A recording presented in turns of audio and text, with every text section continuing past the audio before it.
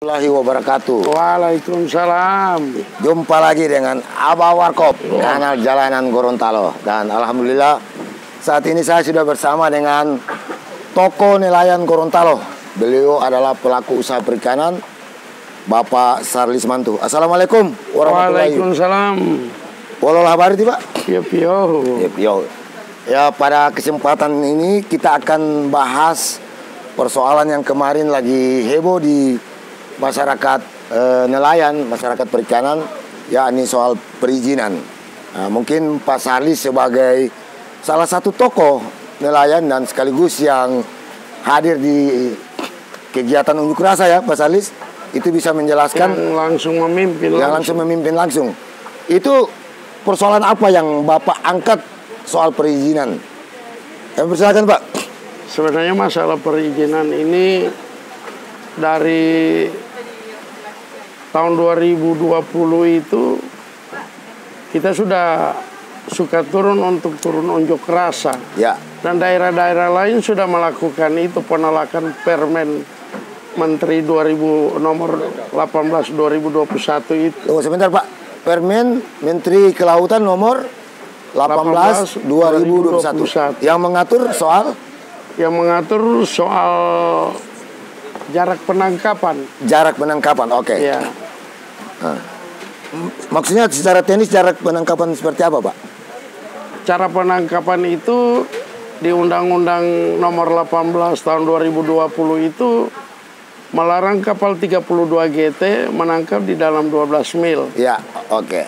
Dan juga sudah berlanjut dengan Undang-Undang aturan penangkapan secara terukur. Ya. Melarang kapal 30 GT ke bawah ke atas 12 mil. Ya. Nah, ini yang kami lihat sangat memberatkan dan sangat menyakitkan kita nelayan Provinsi Gorontalo. Karena melihat perairan kita ini hanya perairan Teluk Tomini. Ya, Teluk Tomini. Ya, yang tidak bisa disamakan dengan Laut Jawa. Ya. Karena kita keluar dari Laut Gorontalo, yang kita dapat di sana itu sudah adalah pulau-pulau yang di Laut Sulawesi Tengah. Artinya begini, Pak Ketua, Pak Sarlis, ketika diterapkan aturan itu, ketika aturan ini berlangsung di Teluk Tomini, yang dimana dari Gorontalo, garis pantai kita keluar sedikit, kita sudah akan bertemu dengan garis pantainya yang ada di Sulawesi Tengah, pulau-pulau itu, maka tidak akan berlaku soal itu. Tidak ada, memang betul.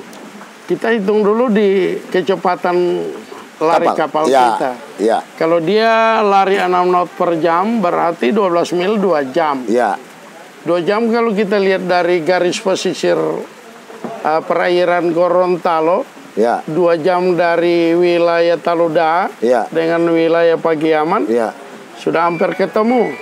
Karena dia perjalanan 4 jam. 4 jam, ya. Berarti yang dikatakan 12 mil tidak ada, 12 mil ke atas tidak ada. Kalau kita lagi keluar dari Laut Taluda ke mana Sulawesi Tengah Balantak, itu kita keluar 2 jam dari situ, kita sudah perairan sebelah. Karena pulau-pulau yang di sebelah sudah kelihatan. Maka sudah dianggap melanggar. Sudah melanggar. Oke.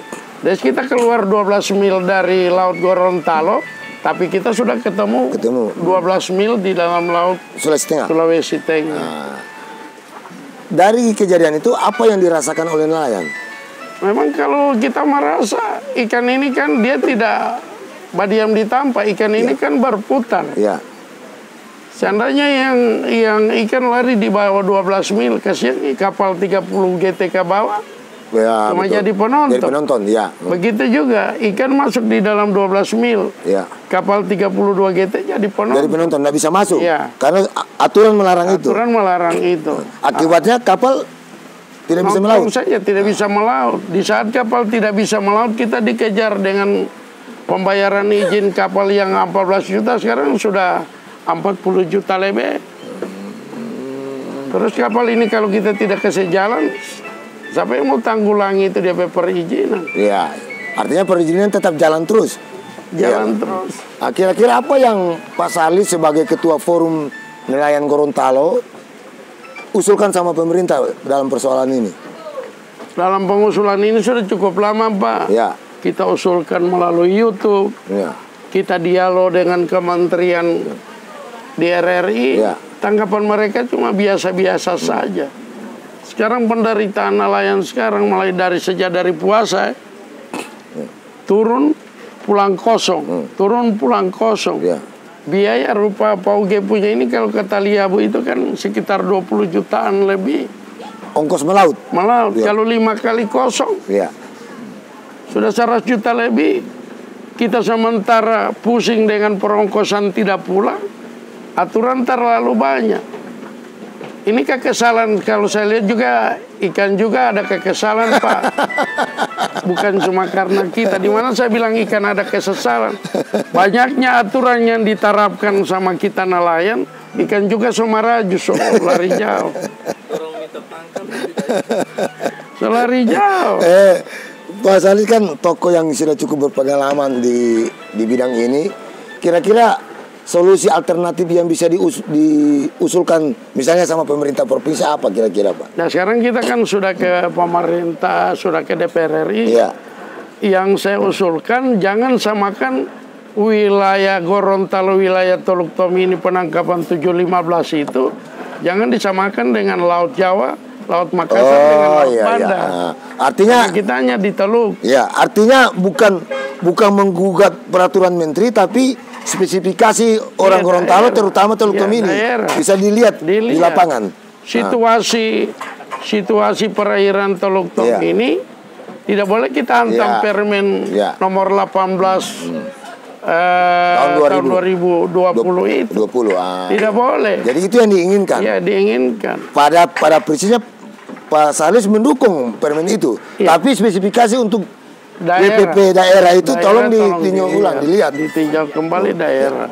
Ya ada semacam pengecualian begitulah. Nah, oke. Jadi sahabat Abah Warkop, ketika kita memang tangkap apa yang nurani dari nelayan ini, bisa kita tahu apa sebenarnya esensi persoalan. Nah, rupa sekarang ada seorang dari kementerian menanggapi unjuk rasa kita itu katanya terlalu arogan. Itu satu.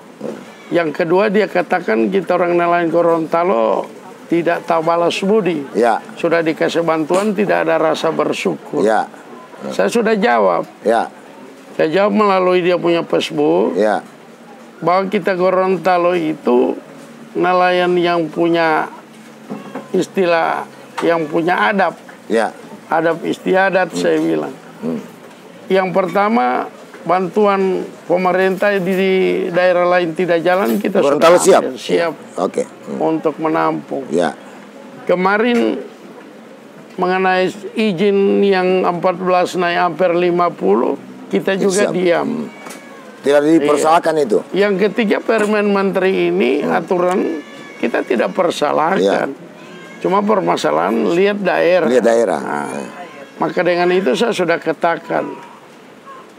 Kenapa yang dituntut sama saya, kenapa saya mengeluarkan kalimat kata bakar? Itu kesesalan. Itu kekesalan. Narasi bakar itu hanya karena kekesalan. Kekesalan. Seandainya mereka yang di pihak kita, pasti mereka akan mengatakan itu. Jadi itu curhatan hati yang memang sudah sangat dongkol lah begitu. Sudah sangat memang kesal. Kasihan nelayan. Karena nyata keadaan lapangan memang begitu. Nelayan kesal. Maka dengan itu saya bilang saya ketua asosiasi nelayan yang selalu berpihak kepada nelayan. Sebelum nelayan mati saya yang harus mati dulu. Luar biasa. Dan saya tidak takut aturan manusia. Yang saya takut aturan Tuhan yang melalui malaikat. Yang penting apa yang Pak Salis perjuangkan untuk kepentingan orang banyak. Bukan kepentingan. Pak Salis, sebagai closing statement, silakan. Sebagai tutup dari perbincangan kita, apa yang ingin unek-unek yang Bapak ingin keluarkan, silakan. Baiklah, untuk unek-unek saya sekali lagi mengatakan, kalau membuat satu regulasi undang-undang harus dilihat tiap daerah, jangan disamakan tiap daerah. Itu satu. Yang kedua, kasihan kita nelayan Gorontalo ini masih sifat nelayan tradisional, belum nelayan profesional. Kalau Jawa sudah nelayan profesional karena mereka dituntut dengan dibantu dengan peralatan yang canggih. Iya, kapalnya saja gross tonnya sudah 100-an, 200-an ya. Yang ketiga untuk saya pemerintah selalu melihat, pemerintah pusat selalu melihat kita dikasih bantuan ini tujuannya untuk meningkatkan taraf hidup para nelayan, perekonomian para nelayan. Tapi kalau kita dikasih bantuan dengan ada satu regulasi undang-undang yang dibuat, kemudian nelayan tidak bisa melaut, ya, untuk menyusahkan nelayan, tolong direvisi kembali undang-undangnya. Terima kasih Pak Ir. Oke, terima kasih Pak Charles. Itulah sahabat Abah Warkot di mana saja Anda berada. Bincang singkat saya dengan Ketua Asosiasi Nelayan dan pelaku perikanan yang ada di Provinsi Gorontalo, Bapak Charles Mantu. Dari Gorontalo untuk Indonesia, salam kebangsaan. Assalamualaikum warahmatullahi wabarakatuh.